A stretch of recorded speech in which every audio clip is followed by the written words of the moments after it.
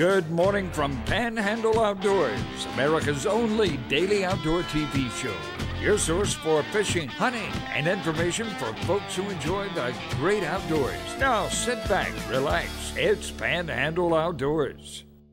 Good morning, folks. Welcome to Panhandle Outdoors in Winston, Chester. Glad to hear this morning. We have a special guest here, but first, let's take a look at our weather brought to us by Gulf Coast Air Conditioning. Drew Pollard and hard-working crew up there in Southport, taking care of our everyday comfort needs. And speaking of comfort, it's going to be, how about a high of 80 and a low of 70? That's pretty even right there. Got a lot of moisture in the air, rain coming in and out, so it's been a pretty wet week, and it'll settle down hopefully by the weekend. Our Gulf water temperature off the end of the pier, it's interesting. It went up 1 degree. First time in 3 weeks it went up. It's 81 this morning. That's a good sign. Take a look at our river readings brought to us by Mountain Dew. Get out and do.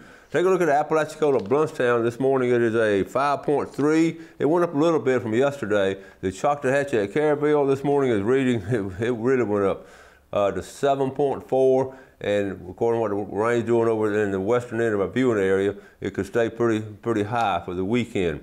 Our tide chart brought to us by Kenton Forest Lawn, right here on 23rd Street. We're looking at neat tides, and Saturday we'll have some decent tides coming in Saturday. So be well aware of that. And this wind, again, double digits coming out of south strong at 15 to 20. That's pretty strong right there. So be very careful to get out in open water with a smaller boat, and make sure you have your life jackets and kill switch on and all those little things a lot of times we take for granted. Take care of them. All right, we're going to take a break, come back with our guest. Okay, welcome back, folks, and welcome our guest, one of our guys we're just getting to meet, Mike McGraw.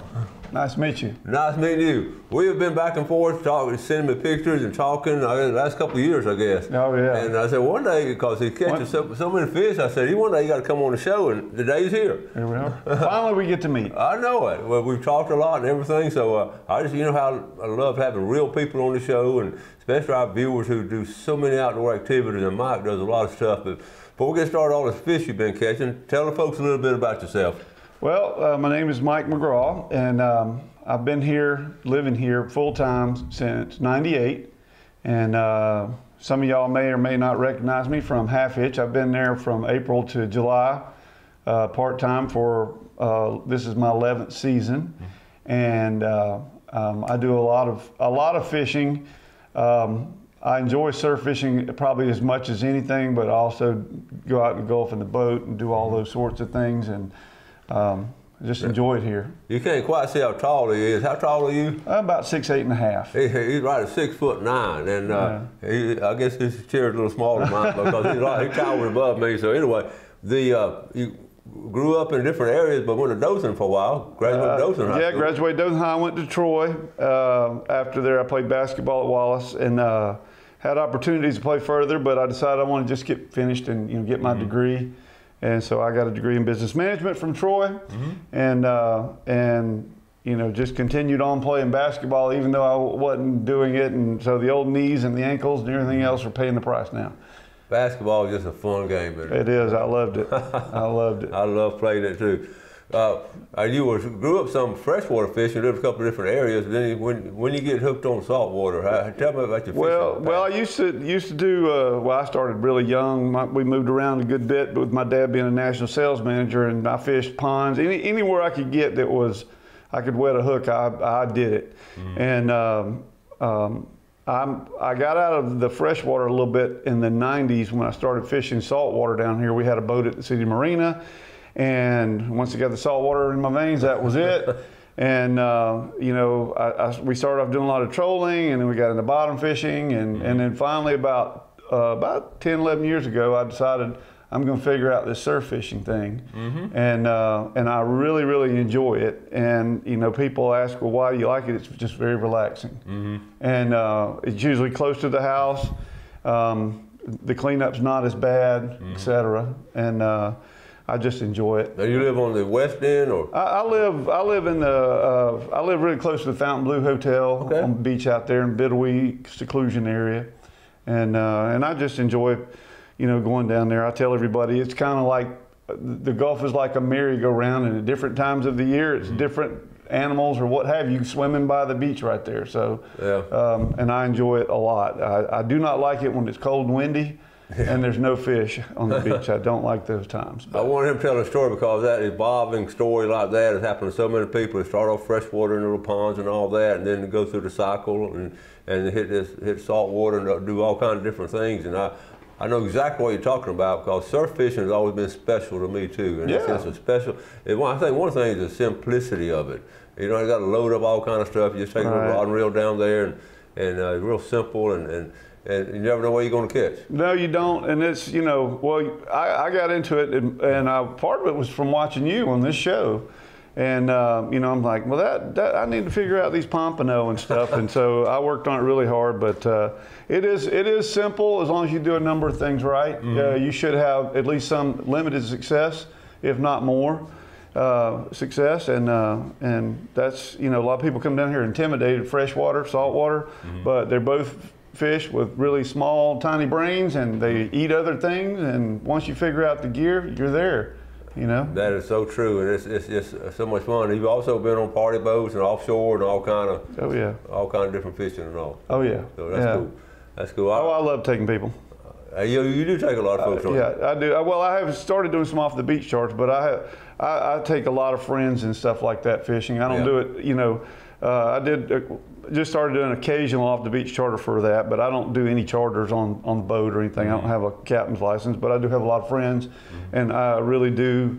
It makes you appreciate it. Yeah. You know, when you see the excitement in somebody, you realize you're becoming jaded, and it renews that. That's so true. All right, we're going to take a break. We've got all kinds of pictures that Micah brought, so we're going to show you a lot of pictures and talk a lot more about fishing. So let's take this break, and we'll be right back.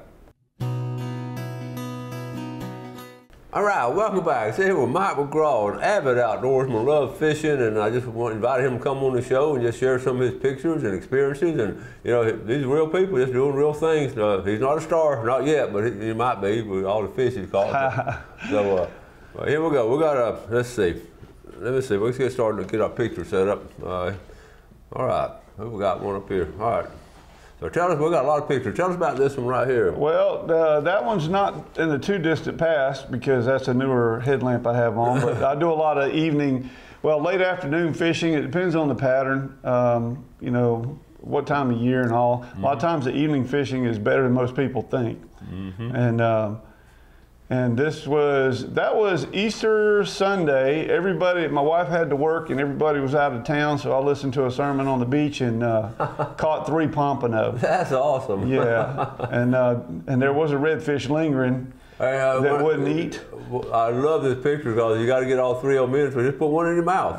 Hey, you know. That's a sign of a true fisherman. Well, I don't normally do that, but I don't like to keep my drinks and my fish in the same cooler, but you know, hey. I know it. And you're going to eat them later anyway. There's a 5-second rule of some kind for that, I'm sure. That's right. Okay. That was a bigger one right there. I believe that one was about 3.6 pounds. And I think that's the biggest one I've caught this year. I think that was probably right around that time too. That's a fine one. Yeah. Okay. And that was the redfish. On the day I had the 3 fish with the one in my mouth, this fish, I claim this fish, was taunting me that morning. And they saw everybody looking at it, swimming the shoreline, it wouldn't eat. And I went back that evening because they'll eat later with a cut mullet. And cut finger mullet, and got a bluefish, and then got that, and he was 26 and a half. So he hung around a while? Yeah, usually if you're seeing redfish in the day, they're there at night. They're usually, and they don't usually move a lot. Pat Deneen out of Destin over there, he's the one kind of informed me of that. He said, if you're seeing them in the day or you're catching them, they're not going to move very much unless you got a big storm or something comes in. That's a nice catch here. Oh yeah, sheephead. I love doing sheephead. It was a little off this year. Usually just 7 is not a lot. My wife, Amy, there, she loves sheephead fishing, and we do, every time we go sheephead fishing, we do 3 prizes, and the 3 prizes are the firstest, the biggest, and the mostest. And if she doesn't get 1 or 2 of those, she gets a big old frowny face. Oh, you don't want that. So. No, but she's smiling here. There she is. She got a big smile right here. That was a good one. That one was a little over 3. I think it was 3.2 pounds. And as you can see, we had some of that cool windy weather. I was gonna say, you got your jacket on. It's pretty cool. So yeah, I got my insulated nylon pants on, wind pants on, and you know, because once you get cold down there, you don't get warm again. That's true. That's true. Yeah. So this is my buddy John Stinson from high school. Recently got back in touch with him after, geez, probably 30-something, 25 years at least. I don't know. Oh, that's cool. And he came down with all the wrong gear. I tied him up a rig. We put him out, and bang, he had a 40-plus inch redfish as his first surf fish ever off the beach. So oh, cool. That'll get you hooked. Now, is your high school buddy here? Or? Yeah, he's one of my friends. We hung out. We knew each other really high school, and then after college for a year or two, and then he went to the University of Alabama, and I was living in Gainesville till recently. Oh, cool. And, it's always fun to reunite with your old buddies. Oh, it is. I've been lucky. I've got another one coming in this week. Okay. That's John again, and my friend Scott Whitaker. A lot of people may know him. Coached at Wicksburg and at Houston Academy and some other places basketball, but he was manager on my basketball team in college and been friends forever. One of my best friends, and he came down. John surprised him. They used to work together, and Scott wanted to catch a couple. We went down and we got two pretty quick off the beach, and the pattern was holding true, and he was real happy. Oh, that's cool. That's the same night John caught the big one. He ended up catching a 26 and a 24. I can't remember if that one looks like the 26 to me. Mm-hmm. And he was hooked. Matter of fact, he ended up with a cart and all this stuff within a quick time. And then this was Christmas night, this past December. My son said he wanted to go down. He wanted to catch something big, and we caught a little small catfish.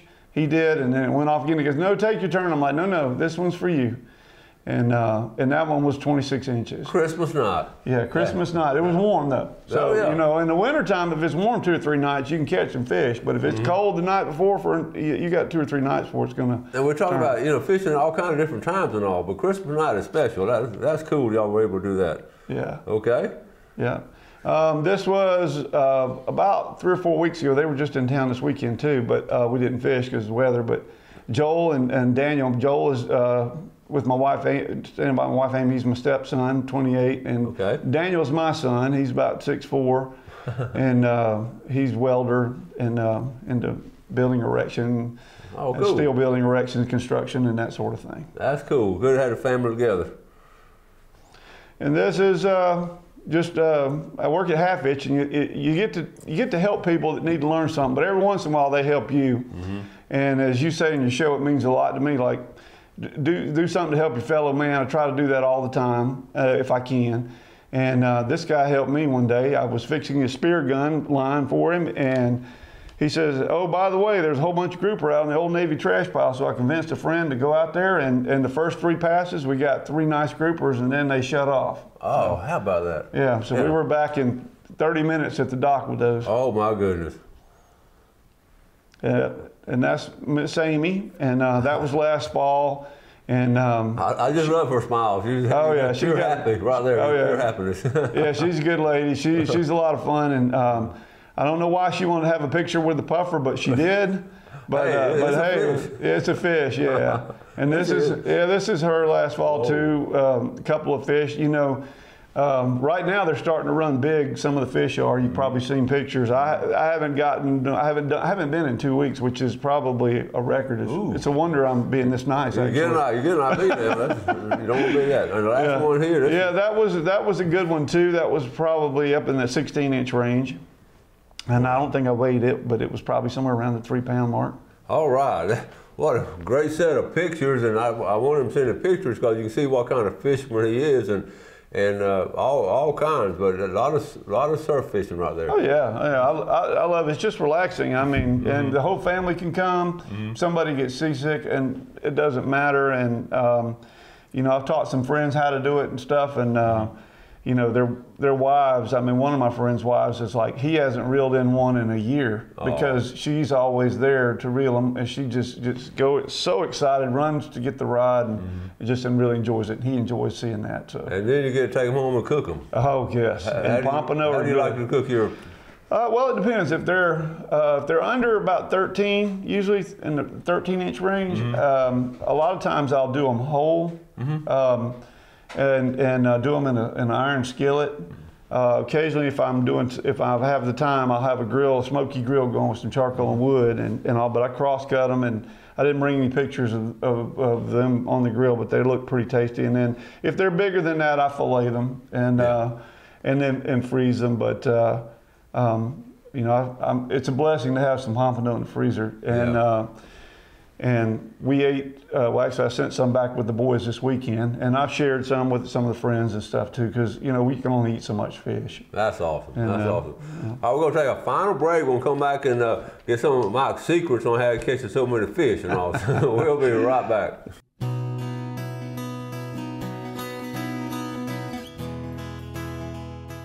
Okay, welcome back. Before we get back with our guests, let's take a look at our fishing game time today, brought to us by Blue Water Outriggers down in Port St. Joe. Our time, we're looking at 8:52 to 10:52 this morning, and this evening later on 9:13, 11:13, which is night time. And would you like to fish sometime? So yeah, it'll be a good time. Sometimes I do. Yeah. All right, so let's just talk about your technique and how successful you've been. And keep in mind now, he didn't start when he was a little kid. He was a grown man and just started doing it later on. So that's why the beauty of fishing. You started any time. So yeah, the surf fishing I definitely did about 10, 11 years ago. Yeah. And fish bites, I have to say, I had tried once or twice doing some stuff. I probably wasn't doing everything right. Mm-hmm. And you know, if you don't have some success, it doesn't happen. But watching your show and learning about fish bites, first pompano I ever caught on a fish bite was on a pink fish bite, and I thought, okay, I'm on to something here. And you pay attention, you'll figure some stuff out. And one of those I've learned now is fish bites are important. Fish gum, but I use mostly fish bites, you know. But and what about when you're red fishing? What, you use a little bit of everything? Or? Well, on the redfish, you know, I peel my shrimp. You never ever just hook them with the shell on. And one of the things that a buddy of mine taught me about 6 or 7 years ago, he used to live in Jacksonville, was you peel your shrimp and you don't thread it completely. You kind of go 90 degrees offset, go through the vein, come out the thicker side, slide up the shaft, and then turn the shrimp sideways and come over the hook. And that tightens that vein on like the little finger cuffs we had as kids and all. And it makes that shrimp stay on there, so when you get a really good long cast, you don't have those problems of it slinging off. But right now, I'm using mostly sand fleas. Yeah, I'm not hardly using any shrimp at all. But for the redfish, cut mullet, finger mullet, something like that, after dark on a fish finder Carolina style rig, works really well. But I've also caught them on, you know, 2-hook pompano rigs. Yeah, they'll hit about anything if they're hungry. And we'll talk all kind of fishing spots, but and we always talk about St. Andrews State Park. You know, what a great place to go right here at St. Andrews State Park in the surf. And again, you want to go early and, you know, fish from the surf early before the crowd gets there, but that is a great place to catch pompano right in that area there. Yeah. So, yeah, the jet, I know some guys that I don't go out on the rocks anymore. Last time I went out there, I brought back 9 sheephead and 2 rods and a net, and I said never again. My boat was in the shop, and but some people go out there and fish off the first sandbar for pompano a lot, and at times, especially in the spring, it's very successful. And I've caught a lot out there sheephead fishing actually. And also, we were talking about this earlier. Sharks have been something special this year. We've talked about it earlier, but now give your account of the shark story. Well, I mean, it's been a growing problem, and I mean, I commented once on a shark that had passed away on a Pensacola station that I follow on Facebook, news station, and people just crawl me, but they don't really realize how many sharks there are. And I believe because here the closures and all, there's a larger biomass to support a larger population, and there's almost no pressure on sharks, almost little to no pressure. But this year, I'm 20-something years of being out there sheephead fishing, never had a porpoise or a shark take sheephead off of my line. Period. You know, Spanish, yes, all that. You know, we've all had that, bluefish, whatnot, but. I didn't have it this year, but I saw it happen. I also saw a guy catch a 5-foot shark on a sheephead rig. I'm not sure what kind of line he was using, but he got it. And I saw them literally, you could see them swimming under the boat. There was a less population, And some charter guys who I was talking to were getting 10 and 12 bid off a day. That's charter captains. Charter captains that go out all there. You know, one of them was Chris Wynn. You guys know Chris, and a lot of people know Chris. But it was horrible. And then Brandon Kennemore was out there fishing and was catching them, and they were thick this year. They were.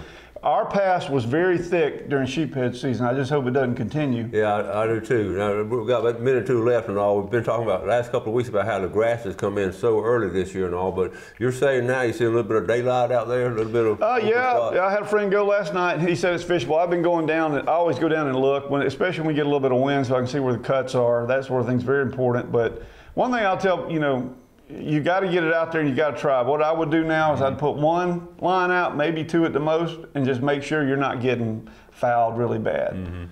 But if you're going to be out there at night, you're not going to be able to see really well, but you'll lose your line if you get too much on there. You just have to cut it. All right, what's your plans for the rest of the summer? The rest of the summer, I want to fish as much as possible. But I got work to do, I got some work to do and things that but I hope... I had some issues last year. I couldn't go as much, so I plan on going more. But of course, I hope the surf fishing's good, because at $6 a gallon with all your additives right now and fuel, I don't want to do that. There'll be more people surf fishing this year because of the gas prices. Right, right. But anyway. Well, Mike, we appreciate you coming on. Like I say, we've been just texting and all for the last couple of years. Felt like I've known him, but I actually got to meet him today when you did. So it's been a pleasure meeting you, and great stories, and we'll be keeping up with you. And keep sending those pictures in. We'll share. No, we were talking about this before the show. I forgot about this. This is a night eyes spoke light if you're going to fish at night. Anyway, it clips on the taper of your rod, and you can twist it on where it's lit up. Yeah, you can see it at night. All right, we got to get out of here. Thank you, Mike. Good job, buddy. All right, thank you. Thanks y'all for watching Panhandle Outdoors. Do something good today for your fellow man. You have a great day, and God bless. Thanks for watching America's only daily outdoor TV show, Panhandle Outdoors with Winston Chester, featuring hunting, fishing, and other activities and information to help you enjoy the great outdoors. Join us next time for Panhandle Outdoors.